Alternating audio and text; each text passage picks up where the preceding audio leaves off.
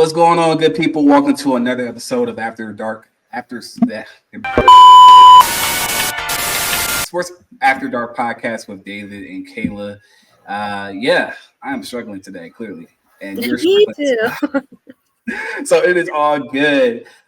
We have a lot to dive into. A couple of things we want to remind you guys of. Please be sure to like, comment. It definitely helps the stream as well. We're going to start putting out our segments individually, just in case you don't have time to look at a whole 30 minutes or hour even of our content. So if you're just looking for a specific segment, we'll be sure to keep that down. But your likes and obviously comments and shares go a long way in helping us grow. We have a lot of football topics ahead for you guys. Obviously, I'm in a competitive league right now when it comes to the fantasy football. I'm in a competitive paid league, which actually I have to draft on my birthday, September 1st. I think we set it for like 7 p.m. And then I have the WBAL one, which we added with Tori. We added Tori in there. It's an 8-person league. So a little bit more easier to do an 8-person because it's like usually you're going to get some, like at least 5 or 6 good solid players, just depending on how the injury thing kind of goes. But for, the paid league, at least, and there's 12 people in there. And so how do you draft for that? Like, how do you prepare for that? Like, I know me, I've been like, practice drafting. But there's, I know I have my tips, right? I'm sure you have your tips. I know you're in a number of leagues as well, too, right? Yeah, I think I'm rolling in at 5 this year. My my most expensive is $100. Oh my There are a couple of God. them that are free. Yeah. But I do mostly 10 teams. I think actually all of mine are 10 this year. Because I just find that you get too stacked of teams in 8. There's not enough to choose from in 12. Yeah. 10's kind of like your sweet spot. Mm-hmm. But I'm in a second year of a keeper league. I've never done keepers before, so our draft for that is the 28th, so we have to set our 4 keepers by the 21st. So it'll be interesting to see how everybody fares, and you have like a week to kind of pick your draft strategy and go from there. But all the other ones are redraft, and yeah. I think technically my first draft I found out today is next Sunday, the 24th, but Okay. I have reunion stuff for high school going on that weekend, Jeez. so we might just see how auto goes for the first time ever in my life. That kills me to say, but then I have drafts 28, 29, 3, and I think we still have to schedule one more, so. No, that's really 5 leagues. Are you gonna like you're gonna have like a planner of like all the day? Like you're just gonna, No, usually when I like go to set one team or Yeah. make waiver requests, I just do it all together. That's smart. That's smart. Yeah, because I'm like, oh, well, if I'm checking this, then I should just take the time to do all of it, or I am going to forget. So No, that's really smart. There is a couple like outliers though, like the league that's $100. In order to add or drop a player, you have to post on the message board. And so that like you could be in the second half of a Sunday game and know you want to drop your kicker to pick up a different kicker or something. And as long as they're not a waiver, the only players that are waivers in that league are who's dropped the week before. So as long as they're not a waiver, it could be 5 p.m. on a Sunday and you say you want somebody, that's your guy. And the moves process on Thursdays. So that's the only one where it's like, okay, I got to be actually really paying attention all the time. Yeah. But no, that one's fun. I wish there were more leagues that like adopted something similar, but it is a lot of work for commissioners. So, and God bless those commissioners, right? Because they set the rules of it, and most of the time they're criminals because they're corrupt and they're horrible people. But you know what? Nonetheless, solid leagues. So I'm doing 12. I do not get the sweet spot, which means I have to be very, very cerebral in my picks, right? I've heard from a lot of people. I've actually been on Twitter this past week, and I've seen a lot of people post like advice, right? I've been doing mock drafts in a 12-person league. So depending on, because I don't know when I'm going to draft. I could draft early. I could draft in the back half, right? I always can kind of consider all scenarios. Like if you get if you draft earlier in the draft, that's great. It means you're going to probably get a quality player. You're going to probably get a suggested quality player, but it's also for me, like when I think about the, how I'm drafting fantasy, obviously guys, you want to go ahead and get that running back out the way. just get it out the way early. So I know everybody wants to go. I mean, this is my I'm just prefacing my how my strategy is. I always go for running backs early because they get injured the most. I mean, if you don't have a good offensive line or if they're just injury riddled, those guys are just hard to come by, and you're just always one injury away from your team being jacked up if you don't have a quality back. I'm gonna be honest. Like, if you're in the later rounds this year, I think a couple guys I'm keeping my eye on is Omar Hampton. I think he's going to be a workhorse for the Chargers. I think he'll be a really good pickup that a lot of people won't think about at first, or at least if you haven't been paying attention to the preseason, you probably be like, "Oh, he's a rookie." I think he's going to have a big role very early because Najee's kind of in the air with the whole fireworks situation. We talked about that in the past. Guy, I mean, rumor has he's wearing an eye patch in camp. Like, he hasn't really taken any serious. Like, just a lot going on with Najee right now. So I say get your running backs out within the first 3 rounds. Try to pick your running back. If typically, I mean, we know that you got the obvious running backs out there. We know you got, Derrick Henry. We know you have, Barkley from Philadelphia. But those guys are obvious. They're going to go quickly. I'm not. I don't know how you feel about this, Kayla. I'm not really in love yet with the kid from Las Vegas. I saw him play yesterday, and I know everybody's like Genty, Ashton Genty. I'm not in love quite yet. I don't know because I don't know how this. I know that Pete Carroll, he's kind of like that old school run the ball, play action type of coach. You look at how he built Seattle. He kind of was like, he had dominant run games, which I expect he'll eventually put his stamp on later in the season. But it just takes time as the season goes. And I think for Ashton Genty, I think he's more of a flex guy. If I was giving advice to you, because I think he's going to take a long time to develop. And I wouldn't get him within the first 3 rounds. Like, if that was your pick, I mean, I see all the hype behind people like, oh, pick this guy. But I'm like, you got to prove it to me. I know what he did in college, but it was in a lesser conference technically. I know he showed up and did some big things against Penn State, but I just got to see a bigger sample size from him. I know he got stuffed one running, and then he came back and stiff armed a couple guys, a couple plays later, but it was against the second team. So I don't know quite yet what I'm getting from Ashton Genty. I know that's a name that's been kind of thrown out there.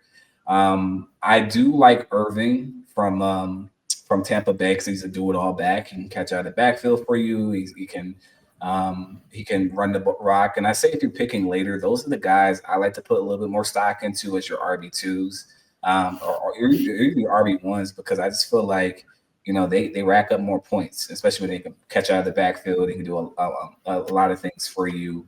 And I would say keep an eye on Nick Chubb, because I think Nick Chubb as well is set up to have a comeback year. I mean, every time he's gotten injured, he comes back and he still shows the league he can run for 900, 1,000 yards.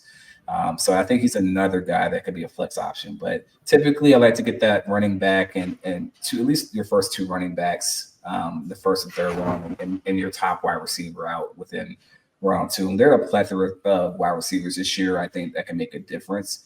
And one more name I'm going to toss up before I toss this over to you, Kayla. I think people should really be high on what CMC could do for San Francisco.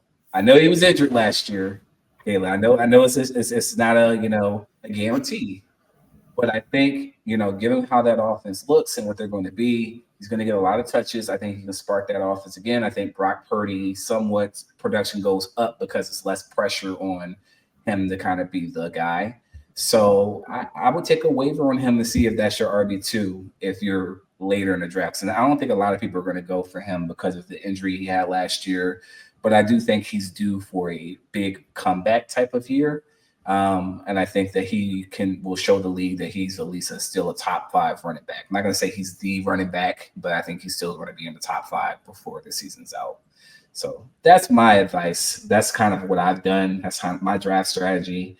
What do you think? Like, what would you go with, Kayla? Like, what is your process when you pick? Yeah, so I want to address the three that you talked about also, but I think if you are drafting, I'm going to throw 8 out because I feel like most people don't do 8-team leagues, but for 10 and 12, I think it really is dependent on your draft settings. Are you points per reception? Or are you standard? I think that has a lot to do with it. I believe there's less than 10 teams in the NFL right now who have a clear number one running back. So my advice is to narrow in on who those people are and make sure you get one of them on your team. If you can get two, even better. But they are spaced out a little bit. Like, you're obviously not going to take James Conner in the first, second, maybe even third rounds, but he's a solo back in Arizona. So, he's somebody that you should monitor because at the end of the day, you don't want to timeshare in a league where you have to fill at least 2 running back slots. So getting a standalone guy is the best advice that I can give when it goes running back situations. But I think I'm going to be trying a new strategy this year, and to not be so focused on needing to have depth that I glance over players that I might have an abundance of positions at. I'd be like, oh, I have to draft 5 running backs. I have to draft 5 wide receivers. Like, I have to have that specific number. But, you'll get to a point where, like, best available is best available. And I think we're going to see a lot of leagues this year in the first round, people taking Jamar Chase first overall, or you're taking Justin Jefferson in the first round, receivers like that. And I Very wouldn't safe picks. Yeah, I mean, I wouldn't be, and hey, that's something that I'm considering. I have the number 2 pick in my $100 league, and if the number 1 guy overall doesn't take Jamar Chase, I'm going to draft him second. I've already decided that I don't need to do any more work on it. And it's even a standard league, but I just think the point separation by what I can get it to and how it sets me apart from my competitors is it's just too much to pass over. So I would say look at your team need. Don't be afraid to go depth. You obviously want depth, especially at running back, but drafting a backup running back before you draft, your third wide receiver, if you start 3 or something, is not, I don't think is the safest. Why are you going to build up your bench points in order to just lack starting points? So that's something that I have to convince myself of. So you started, who was the first guy you started with? Amarian Hampton, right? I think and I'm just focusing on if you do not have a top 5 pick. These are guys I think that can contribute for you right away because they're going to be thrown into starting roles. I actually like Los Angeles offensive line. I do like that. Yeah, I mean, they took a hit with Rashawn Slater, so that makes me a little bit more nervous. I think, all the rookies that you mentioned are going to have growing pains, but I do like Marion Hampton because Jim Harbaugh and, oh my God, the guy, offensive coordinator's name is escaping me, Greg Roman. They had to run the ball. Notoriously run the ball. We saw it in Baltimore, and that's arguably why, Roman was ran out of Baltimore. That was no pun intended. But you don't need to look at Hampton until at least round 5, so he's going to be there. For Ashton Genty, good luck waiting on him because ADP right now has him at 10. Whether that's too high or not, you're going to have to make the split decision that if he comes back on the snake and you picked 8th overall, that might be somebody you go for if you drafted a receiver. I think there's not a competition battle there, even though Raheem Mostert is now in Vegas. I believe that the Raiders signed him in the offseason because they weren't sure how they were going to go in the draft and if Genty would fall to them or Travis Hunter, whoever that was going to be.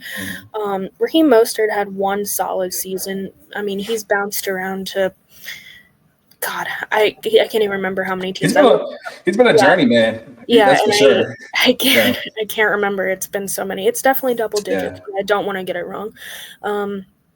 And you think of Pete Carroll, you probably think of Marshawn Lynch, but Pete Carroll's back with Geno Smith again. Geno Smith usually favors his running backs on teams. I mean, Kenneth Walker had a lot of success in Seattle when he was there.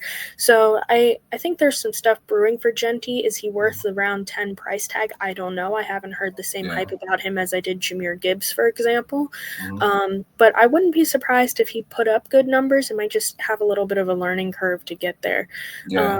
And then Christian McCaffrey, I'm not drafting him. I've gotten burned by him so Really? many times. You could be right, but the key is that he has to be healthy. It'd be different if he blew his Achilles, Achilles, one of yeah. them, and like we see how he bounces back. But to have knee problems and ankle problems, feet Yeah. problems, calf, whatever, name a body part in the lower body, and he probably He's like is probably had it. No, stuff. that's Um, valid. Yeah. so my strategy this year is going to be not necessarily draft for depth, but draft for best overall, but also draft people who are going to be on the field. Yeah, no, that's valid, and that's why, like I said earlier, I think I like Irving and the other guys. I mean, I would say your RB2 should be able to catch and run the ball. I mean, that's how you. If you can't get a big name, I think Irving's one of them. I like. I'm blanking on names too. I like the kid from the Giants, Travis. I believe. I think he had an 800-yard rushing junior or something. Oh, Tyrone Tracy. Tyrone Tracy, there you go. He had a good productive year. I think he's due to kind of get more work this year, especially with what I know Russell Wilson is. He's predicated off the play action. That's where his bread and butter are. So when he has a good running game, that kind of helps Russell Wilson in terms of his ability to kind of unlock his game a little bit. And I think Tyron Tracy is due to jump to that 1,000-yard mark. I mean, he had 832 yards last year in the offensive line, but he wasn't the best. So we'll see. I think another sleeper, if you're looking for a wide receiver, I'm just talking about if you're picking 7th to 12th in the draft. I would say take a flyer on the McMillan kid from Carolina, the Carolina Panthers. I mean, think about it. He's going to be their definitive number one. Bryce is looking to have a big year. He's a tall target. He's already kind of lived up to some of the hype early in the preseason. He's already showed the ability to get separation. So I think I'm not saying he's wide receiver one, but if you're just at a place where you need another guy, a surefire guy that you don't mind, waiting, he could be a flex kind of mid wide receiver two guy. Once you got the guy as your wide receiver one, I would say take a flyer on him. I'm gonna be honest, I don't know yet how the kid from Arizona is gonna pan out yet. The kid from Ohio State, I'm blanking on his name too. Kyle Maserati, that was his nickname, right? I don't know yet because I don't know what the quarterback situation looks like. So there are a lot of guys. My thinking process always with that is like take guys, and obviously George Pickens is going to be very high. So if you don't have round one, either pick 1 through 5 or 6, that's going to be the other guy that I think is going to outside of CD. It's going to go right off the board very quickly because George Pickens is in a prove it year. He's in a situation where he has to show that he's number one guy that can be trusted. So I think he's going to get some work this year and probably have his better year yet as a pro wide receiver. So we'll see. That's just my advice. I mean, look, go after the best available, but then also go after a versatile support guy as your RB2 or your wide receiver that's going to help you. Whether that's special teams, whatever. But I like to go on the younger side because it seems these old heads, man, they get hurt. I think another guy too, Malik Neighbors, is going to have a good year too. I think he's due for a jump in his production now that he has a quarterback that will actually throw to him.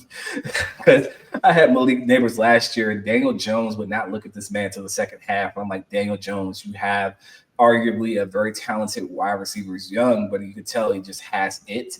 Get him the ball. And it's just like, I can see the frustration. But I think if we know Russell Wilson, if we know any of those quarterbacks in the Giants, depth chart, they're going to throw deep. They're going to take gambles. So I think Malik Neighbors can get himself up to 1,000 yards, maybe even over 1,000 yards for the Giants this year. We'll see.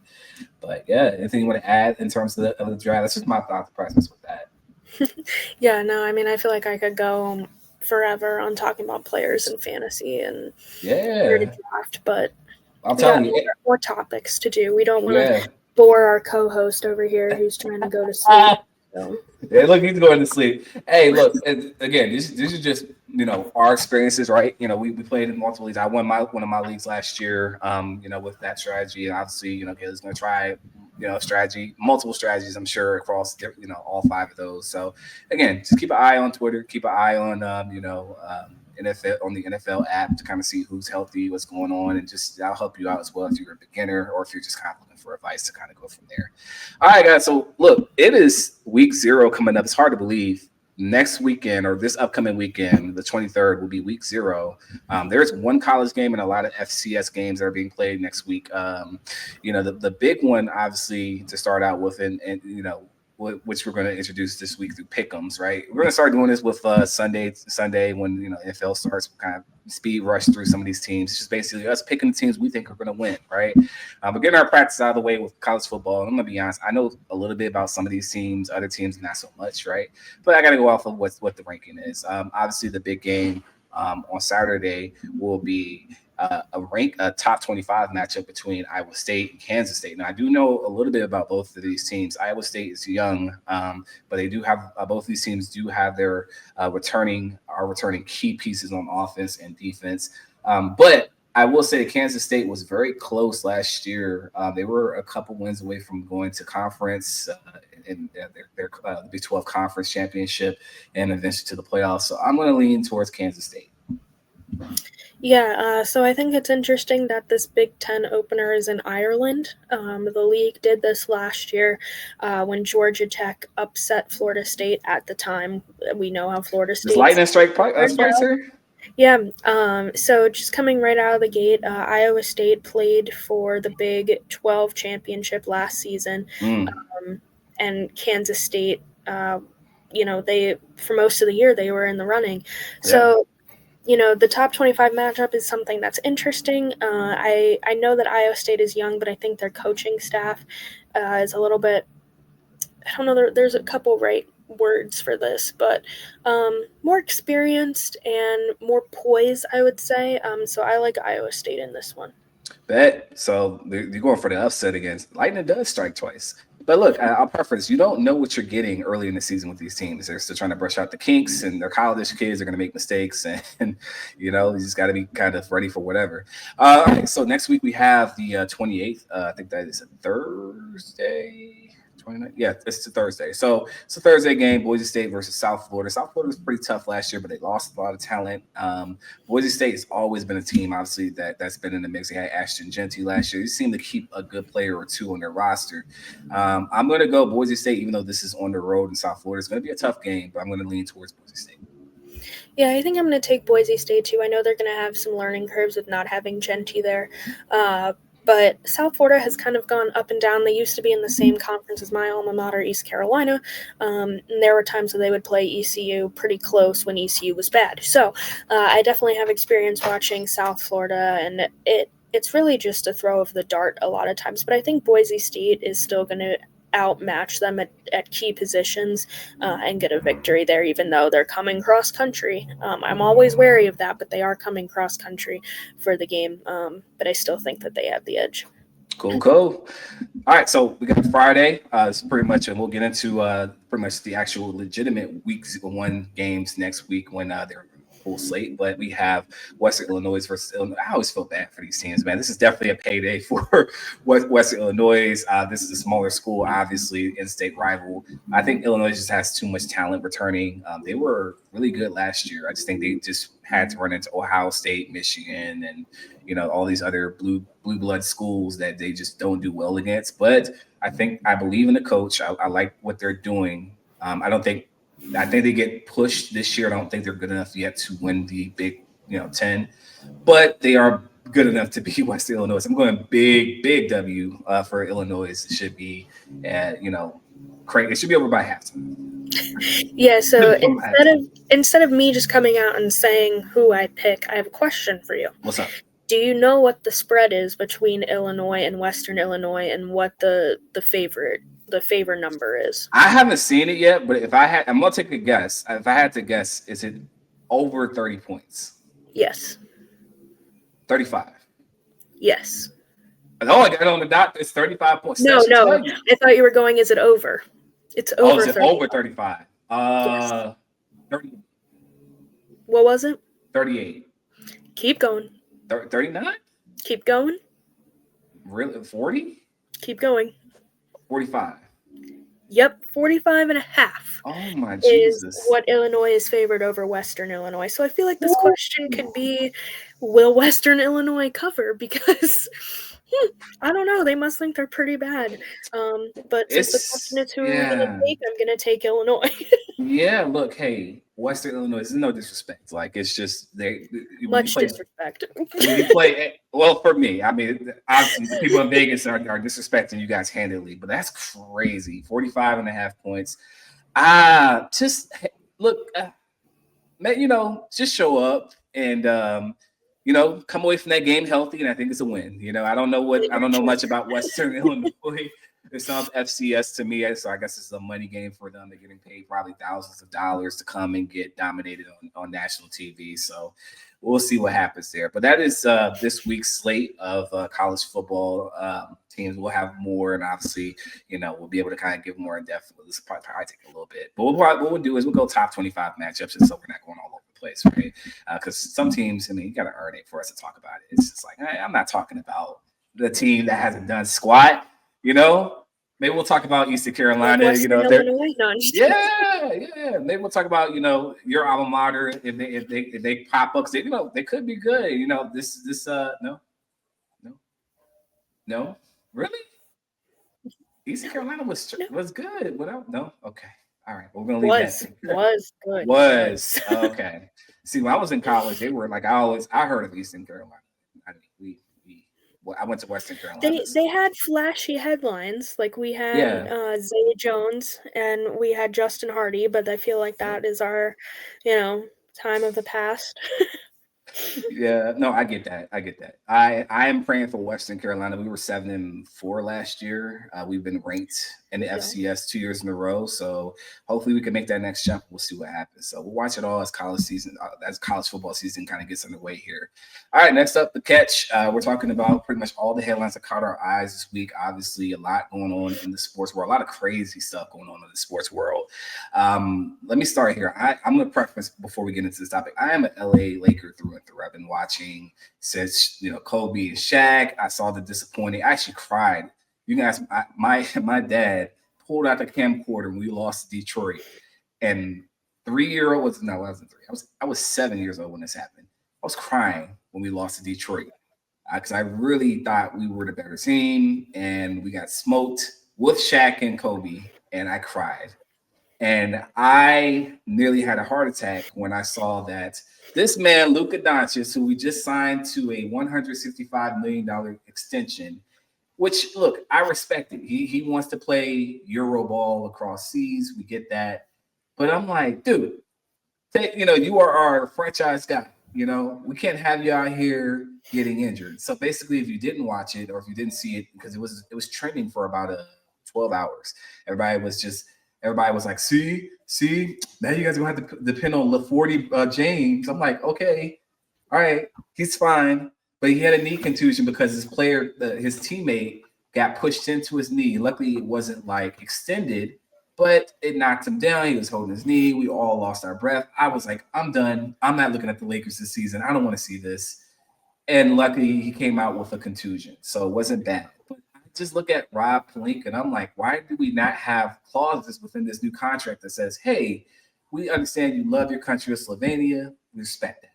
But let's not play the whole season over there before you come back to over here and commit to the Lakers. Like, let's not do that. You know what I mean? Because you're just putting your player in a situation where they get injured. How many times have we seen a player that you hear reports all offseason like, oh, they're in phenomenal shape. They're the best they ever look. And this is what we're hearing from Luka. He's lost all this weight, and I'm excited. And then all of a sudden, he goes down with a knee injury or his Achilles tear. I don't know what the NBA's problem is. They love Achilles in the NBA. It's like we have like 3 big-time players that have Achilles injury right now. But, we just want this guy to get to the floor, get back to the States. If I were Rob Pelinka, I would be yanking his tail off the court right now. He would not play another Euro game ever. And I know, from my understanding, before I pass this, he wanted to go back on the court, Kayla.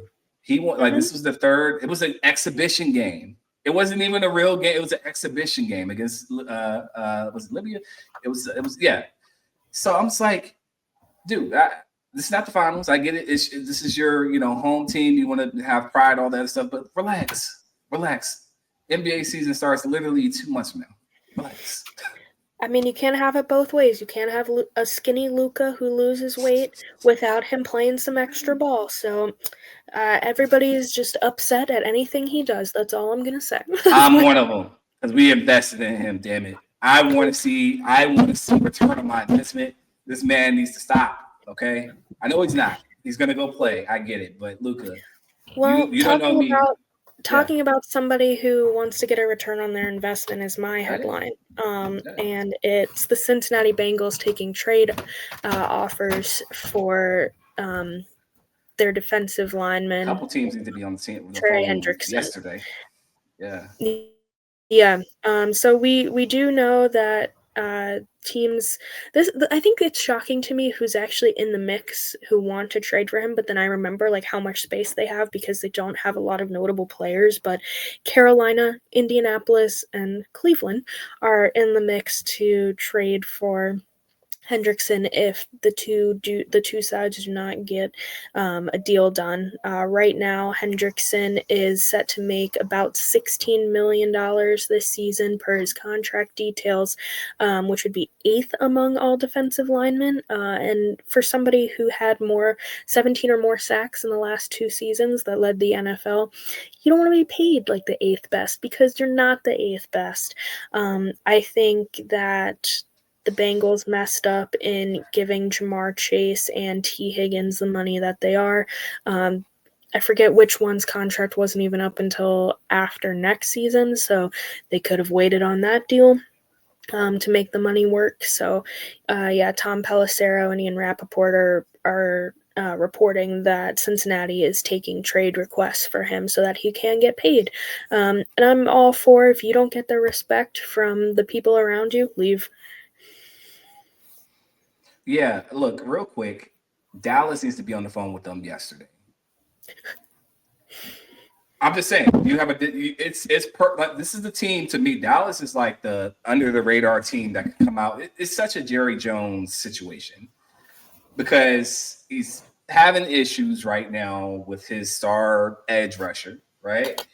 They haven't spoken. He said he's put in the trade request. I mean, what is it if he brings in Henderson and packs up, his guy, sends him up to, Cincinnati for maybe a third or pick swaps, and they just call it a day, give him new contracts, and everybody goes, I don't.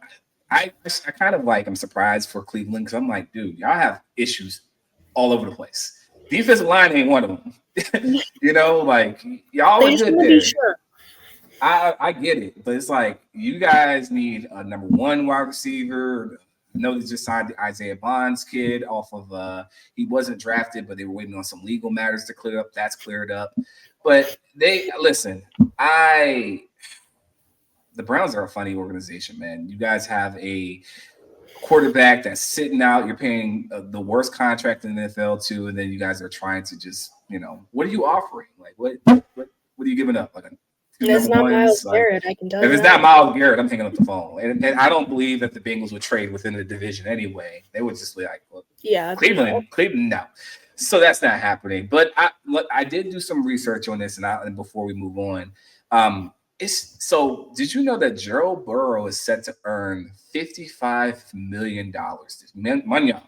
I knew it was above 50. I don't know if I knew it was $55 exactly 55. million.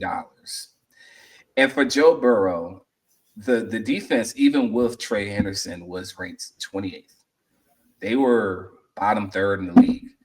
And you take this, no matter what they trade for, you're never going to be able to get the return back for a guy like Hendrickson. You're just not. They were already bad, and that would mean that the Cincinnati Bengals would now have to score 50 points a game to win. So if I'm the GM, what is important to Joe Burrow and company on the offensive side of the ball? I mean, yes, I get it. You want to get paid. I'm all for getting paid, but you haven't been to a Super Bowl since you made the appearance there earlier in your career. And since then, you've been injured. You've been up and down. You had the bet. You probably had MVP year last year, but you didn't make the playoffs. So we didn't. You missed the playoffs, but you threw for almost 5,000 yards or something. Yeah, MVP crazy numbers, right? Great, Yeah. but your defense stinks, which means and because of that, you can't go anywhere, and you're getting paid an absurd amount of salary. So my proposal to Joe Burrow would be, hey, rather than take 55, why did you just take like 43 and use some of that change to make Trey Henderson happy and bring him back? Because that is, if that guy goes, that is the season before you guys even take a snap. Because you guys will be a great offensive team once again, but your defense will be like anybody will be able to run. You and me will be able to run on that defense.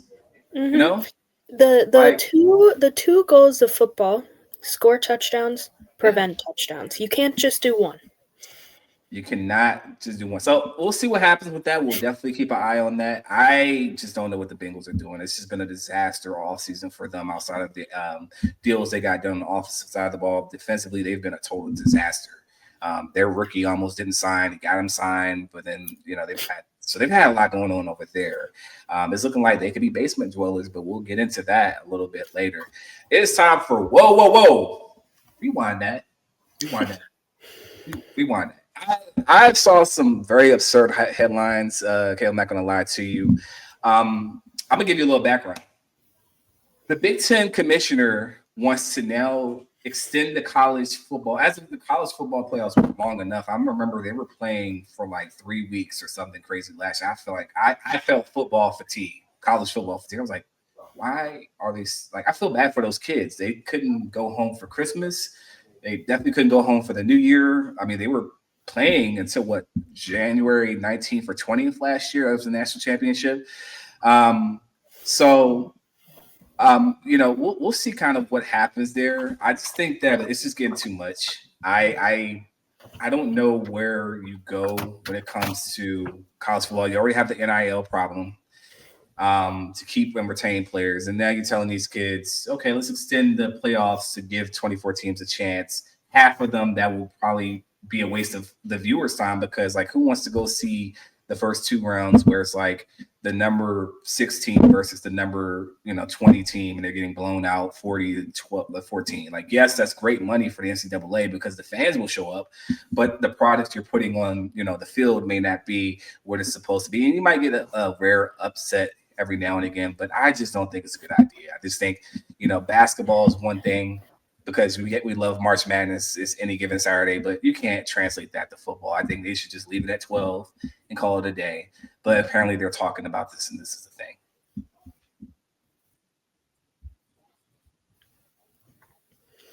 Yeah, I always said that a four-team playoff made no sense because even if you don't get a loss, you still might not make the playoff no matter what division you're in college football. So that I was happy to see the extension and how it played out in the bigger bracket style type deal. There were exciting games where it was a 5 and 7, whoever.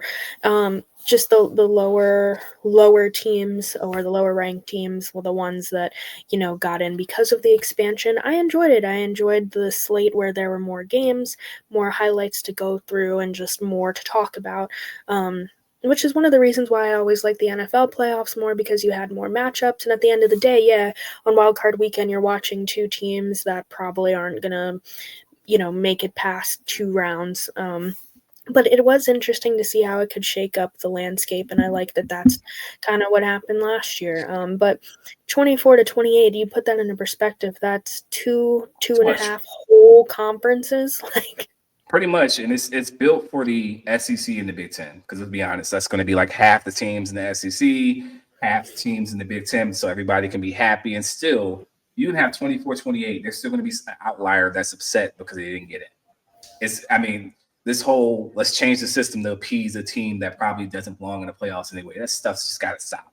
That's just life. You're not going to get into the playoffs. I mean, I understand you had some teams in the past, and I think did have legitimate cases though as to why they should have been in the playoffs. But like, I don't want to see respect to Vanderbilt. I don't want to see 6-6 Vanderbilt 28th because they're the 28th team to get in because they were just on the outside looking in when we know they don't they're not good against the top bracket team. There was a reason why they lost 5-6 games, but they're trying to change this thing into the to the NFL or what to just try to elongate it. But we're going to be playing until pretty much Super Bowl weekend if we do that. So we'll see. I mean, I don't think it's going to go too far, but that was definitely an eye opener for me. But from the football field to the pitch, Yeah. So my headline is not something that we're debating or what a league is going to be trying to add or take away. But Liverpool, for those who don't know, is an English Premier Soccer team. They won a championship last year, the 20th English top flight title.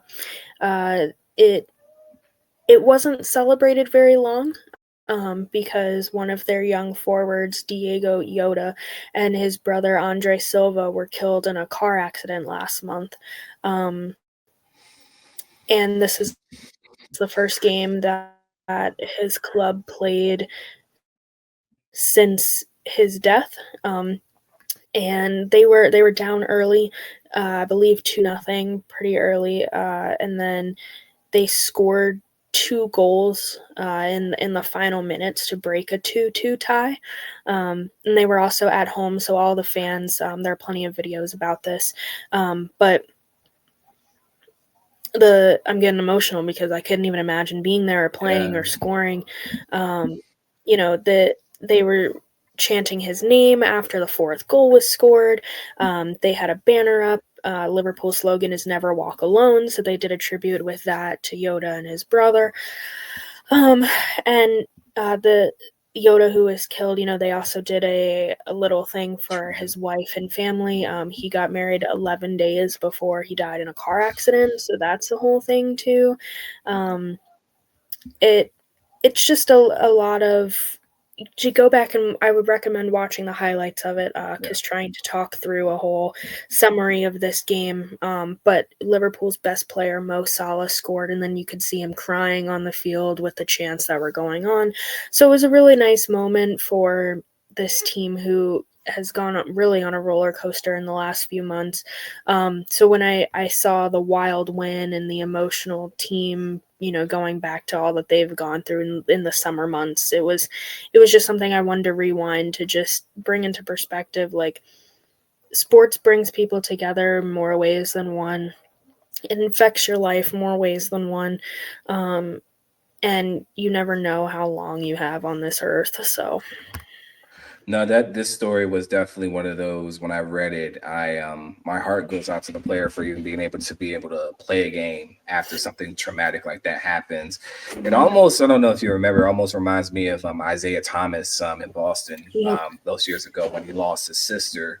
And pregame, he's crying his eyes out because he's just like, I lost my sister. I'm trying to process. I know we got a high stakes playoff game, but this is family, but I'm going to play for her and dedicate this game. He went on to score like 55 points or something crazy. The whole city was behind him. Everybody was cheering. You get moments in sports where they're iconic because of just the backstory of these. Sometimes we see these players and we think, oh God, why is he not doing well? I saw a post today that says, it was a head coach posting like, while we're crapping on these players for not playing well, they have family problems. Somebody in their family did pass away.